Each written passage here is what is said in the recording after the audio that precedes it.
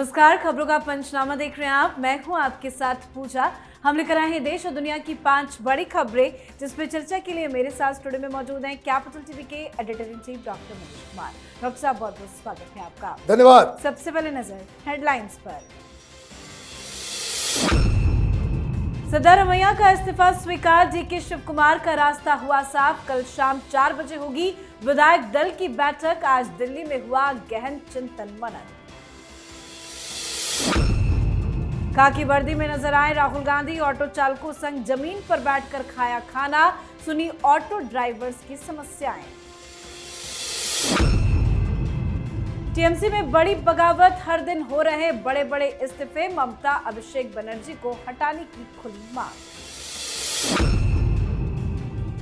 मऊ में जमकर गरजे सीएम योगी, कहा कोई माफिया पिस्तौल लहराकर खुली जीप से हिंदुओं को धमका नहीं सकता। अगर धार्मिक आयोजन में व्यवधान डालने की हुई कोशिश तो रावण और कंस जैसा होगा हाल। अजीत डोभाल की बड़ी कूटनीति, रूस में लैंड करते ही पुतिन तालिबान में हुई बड़ी डील। अफगानिस्तान को एडवांस एयर डिफेंस सिस्टम देगा रूस। ये डील पाकिस्तान के लिए सबसे बड़ा झटका। खबरों की शुरुआत में सबसे पहले बात कर्नाटक की राजनीति में हुए बड़े उलटफेर की। कर्नाटक की राजनीति में बड़ा बदलाव हो गया है। राज्यपाल थावरचंद गहलोत ने मुख्यमंत्री सिद्धरमैया का इस्तीफा स्वीकार कर लिया है। इसके साथ ही उनकी अगुवाई वाली मंत्रिपरिषद को भी तत्काल प्रभाव से भंग कर दिया गया। अब कल शाम 4 बजे विधायक दल की बैठक बुलाई गई है। डीके शिव कुमार 1 या 3 जून को नए मुख्यमंत्री के तौर पर शपथ ग्रहण कर सकते हैं, पर उससे पहले सरकार की रूपरेखा क्या होगी, उसको गहन चिंतन मनन चल रहा है। आज सिद्धरमैया ने राहुल गांधी और मल्लिकार्जुन खड़गे से मुलाकात की है। सरकार की रूपरेखा पर चर्चा हुई है। बताया जा रहा है कि सरकार में सामाजिक और क्षेत्रीय संतुलन बनाए रखने के लिए 4 डिप्टी सीएम भी बनाए जा सकते हैं। शिव कुमार कैबिनेट में सिद्धरमैया और मल्लिकार्जुन खड़गे के बेटे समेत 4 उप मुख्यमंत्री बनाए जाने की संभावना है। सर, आज दिल्ली में मौजूद थे सिद्धरमैया, क्या कुछ चल रहा है? देखिए, सिद्धरमैया दिल्ली इसलिए आए थे क्योंकि वो इस्तीफा देना नहीं चाह रहे थे और उनको कन्विंस किया गया कि आपकी सारी बातें सुनी जाएगी, लेकिन पहले जो पार्टी ने डिसाइड किया है कि आप इस्तीफा देंगे तो इस्तीफा देने के बाद आपसे बातचीत होगी। हालांकि ये मुलाकात कल रात ही होनी थी, लेकिन मौसम खराब था, इसलिए जिस चार्टर्ड प्लेन से वो दिल्ली आने वाले थे वो जयपुर लैंड कराना पड़ा। फिर उसके बाद देर रात वो दिल्ली आए तो आज सवेरे 9 बजे राहुल गांधी से उनकी मुलाकात हुई और राहुल गांधी के सामने कई सारी शर्तें सिद्धरमैया ने रख दिया। जो बातें राहुल गांधी सिद्धरमैया को कहना चाह रहे हैं उसको नकार दिया। जैसे पूरे देश भर में ओबीसी लीडर बनकर आप कांग्रेस का चेहरा बने, उन्होंने मना कर दिया। दूसरी चीज कि आप राज्यसभा आ जाएं, सिद्धरमैया ने मना कर दिया। लेकिन इसके बाद जो कई सारी शर्तें उन्होंने रखी हैं, आप देखिए सारी मीडिया में खबर चल रही है कि डीके शिव कुमार मुख्यमंत्री बनने वाले हैं, लेकिन डीके शिव कुमार के चेहरे से वो हंसी गायब है। आज शाम पत्रकारों ने जब दिल्ली में उनको घेरा, कारण ये है कि वो पीछे पीछे दिल्ली वो भी आए, लेकिन दिन भर राहुल गांधी से उनकी मुलाकात नहीं हो पाई और वो ये कह रहे हैं कि पार्टी डिसाइड करेगा कि कल कौन मुख्यमंत्री चुना जाएगा। तो खेल अभी पूरी तरीके से ओवर नहीं हुआ है। 4 उप मुख्यमंत्री बना देना, डिप्टी सीएम बना देना, पावर सेंटर्स और ज्यादा क्रिएट करना, मतलब ये गवर्नेंस के अलावा, कर्नाटक की जनता की सेवा के अलावा कांग्रेस पार्टी में कौन किसको कहां कैसे पद मिलना है, इसी में सारी की सारी सरकार और पार्टी झुलस रही है। जी, तो कर्नाटक में नई सरकार की रूपरेखा क्या होगी, कैसा मंत्रिमंडल होगा, किसे जगह मिलेगी, किसे टाटा बाय बाय किया जाएगा, इस पर मंथन चल रहा है। पर राहुल गांधी बेफिक्र नजर आ रहे हैं और वो अपनी ही राजनीति में लगे हुए हैं। दरअसल आज राहुल गांधी ने दिल्ली में टोडरमल पार्क में ऑटो चालकों के साथ बैठकर दोपहर का खाना खाया और उनसे सीधे बातचीत कर उनकी समस्याओं और चुनौतियों को भी जाना। इस दौरान उन्होंने महंगाई, रोजगार, ईंधन की बढ़ती कीमतें और आम लोगों के जीवन पर पड़ रहे प्रभावों को लेकर ऑटो ड्राइवरों की राय सुनी है। कार्यक्रम के दौरान बड़ी संख्या में स्थानीय लोग और कांग्रेस के कार्यकर्ता भी मौजूद थे। सर, कर्नाटक में इतना बवाल है, इतनी हलचल है, लेकिन इन सब के अलावा राहुल गांधी अपनी ये अलग राजनीति क्या कर रहे हैं? आखिर क्यों ऑटो ड्राइवर से उन्होंने मुलाकात? राजनीति नहीं कहते हैं इसको, बेवकूफी कहते हैं। आपका सीएम होने वाला जो मीडिया में कांग्रेस पार्टी बता रही है कि डीके शिव कुमार सीएम बनेंगे, उनसे मिलने के लिए आपके पास टाइम नहीं है। वो बेचारा दिन भर बैठा रहा। आप छोले भटूरे खाने पहुंच गए ऑटो वालों के साथ। क्या साबित करना चाह रहे हैं? भाई, जिंदगी में आपको रील्स ही बनाना है तो रील बनाओ ना। क्यों इतनी बड़ी पार्टी को तबाह और बर्बाद करने में आप जुटे हुए हो? इतनी बड़ी समस्या हो जाती है। बिहार का चुनाव खत्म होता है, वहां बवाल कटा रहता है और आप भाग जाते हैं विदेश। अभी बंगाल का चुनाव हुआ, निकल गए विदेश। मतलब ये कि आपके इस नॉन सीरियस अप्रोच की वजह से जो कांग्रेस पार्टी को नुकसान हो रहा है, आपको अभी तक समझ में नहीं। 55 साल से ऊपर अधेड़ उम्र के व्यक्ति को अभी तक ये समझ में नहीं आ रहा है कि जनता की समस्या क्या है। समस्या जानने के लिए आपको जो है इस तरह की नौटंकी, आपने सब कुछ बताया। एक बात बताना आप भूल गई कि साथ साथ 12-12 कैमरे की टीम भी पहुंची हुई थी। भाई, समस्या जानना है कि रील्स बनाने हैं? इसका मतलब क्या है? इसका मतलब यह है कि राहुल गांधी की ये जो उसको कह सकते हैं कि पीस मिल तरीके से चीजों को जानना समझना अभी तक सीख ही रहे हैं। अभी तक ललबबुआ ही है। अभी तक इनको जो है जानकारी नहीं है समाज के बारे में, समस्याओं के बारे में। दिक्कत क्या है कि राहुल गांधी के पास प्रधानमंत्री मोदी को घेरने के लिए कोई बड़ा नैरेटिव नहीं है, कोई बड़ा मुद्दा नहीं है। कांग्रेस पार्टी विचारधारा के स्तर पे आइडियोलॉजिकली बिल्कुल दरिद्र हो चुकी है। इसलिए इस तरह के तिकड़म राहुल गांधी को करने पड़ते हैं और इसका नुकसान सबसे ज्यादा कांग्रेस पार्टी को होता है। जी, अब बात ममता बनर्जी की बढ़ती मुसीबतों की। पश्चिम बंगाल विधानसभा चुनाव में तृणमूल कांग्रेस की हार के बाद से पार्टी के अंदर असंतोष लगातार बढ़ रहा है। सांसद काकली घोष दस्तीदार, डॉक्टर शांतनु सेन, जवाहर सरकार, अरूप चक्रवर्ती और सुशांत घोष जैसे नेताओं ने पिछले 2 दिनों में पार्टी के पद छोड़कर खुलकर बयान भी दिया है। अब नाराजगी टॉप लीडरशिप तक पहुंच गई है और इस्तीफों की मांग भी तेज हो गई है। कोलकाता नगर निगम के तृणमूल पार्षद और मेयर पार्षद तारक सिंह ने सीधे लीडरशिप बदलने की मांग कर डाली है। टीएमसी की लीडरशिप बदलने के सवाल पर पार्टी के वरिष्ठ नेता ने मीडिया से कहा है कि हम उन्हें बदलना चाहते हैं जो लीड कर रहे हैं। जब उनसे पूछा गया कि क्या उनका इशारा ममता बनर्जी की तरफ है तो उन्होंने साफ कहा, हाँ बिल्कुल।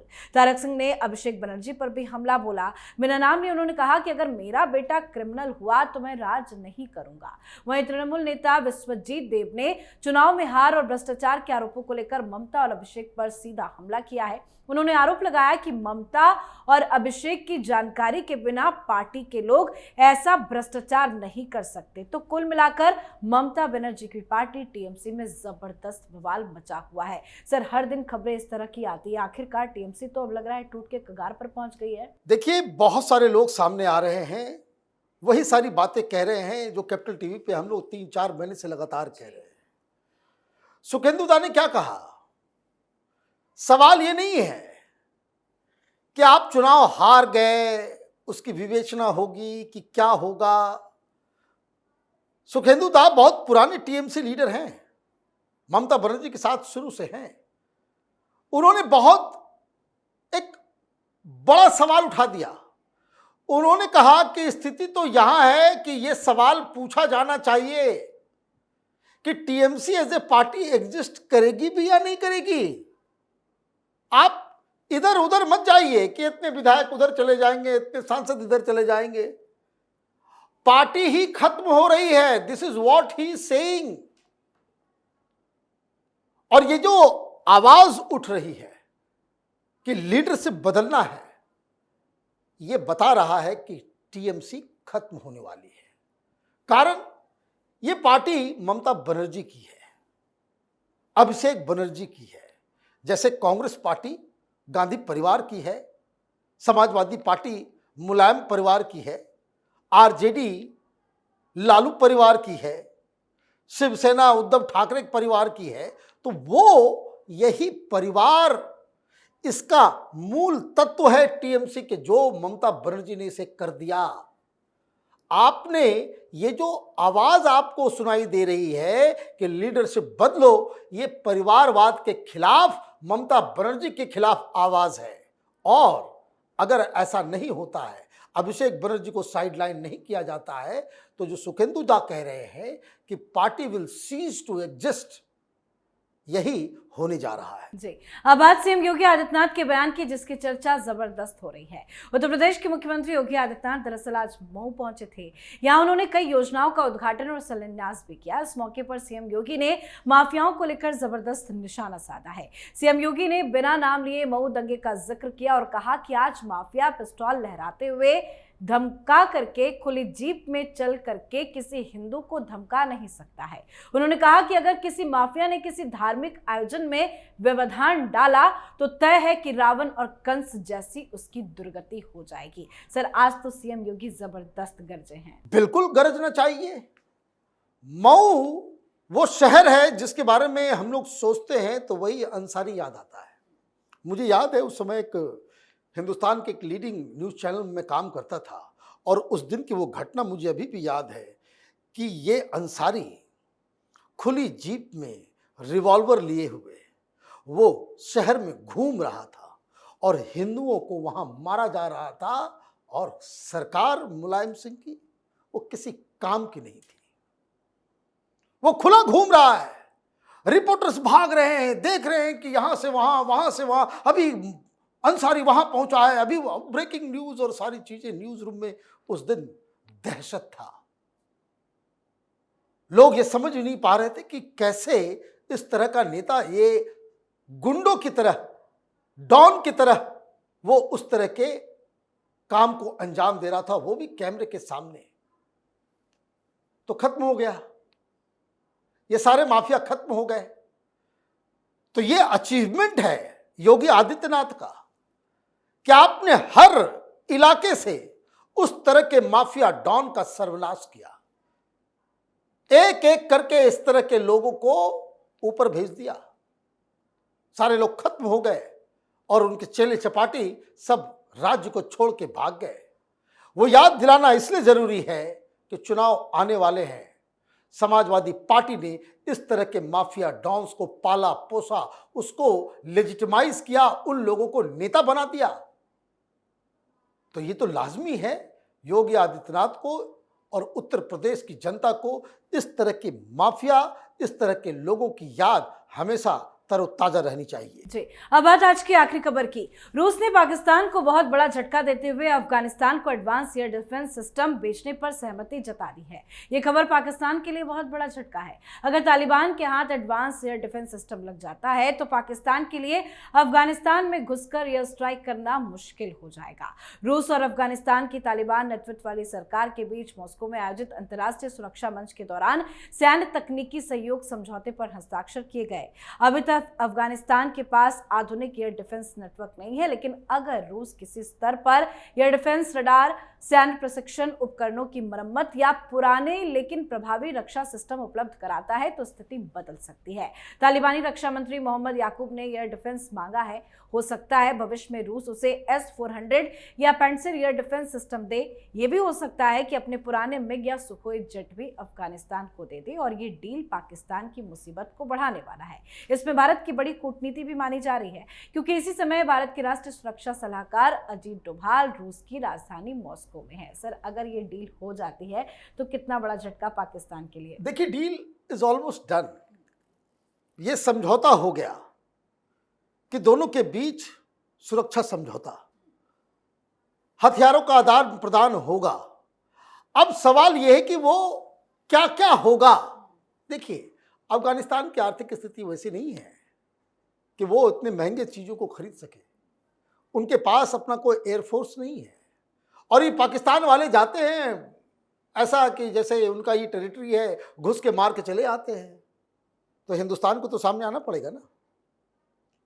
पता नहीं, लेकिन ऐसा तो लग रहा है कि अफगानिस्तान को हिंदुस्तान ये मदद पहुंचा रहा है कि आप उधर से रूस अगर देता है तो कोई सवाल भी नहीं खड़ा कर सकता, किसी की हिम्मत भी नहीं कि पुतिन से पूछने के लिए कि अफगानिस्तान को क्यों दे रहे हो।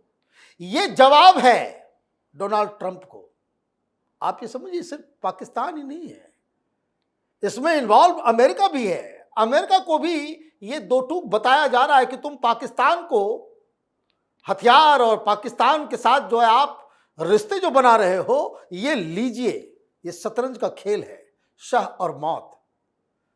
अजीत डोभाल वहां इसलिए हैं क्योंकि उनके ही छत्र छाया में ये सारी डील्स हो रही हैं।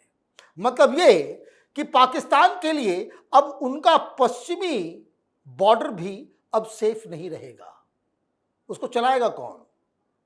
उसको ये सारी चीजें तो हिंदुस्तान से ही मदद जाएगी।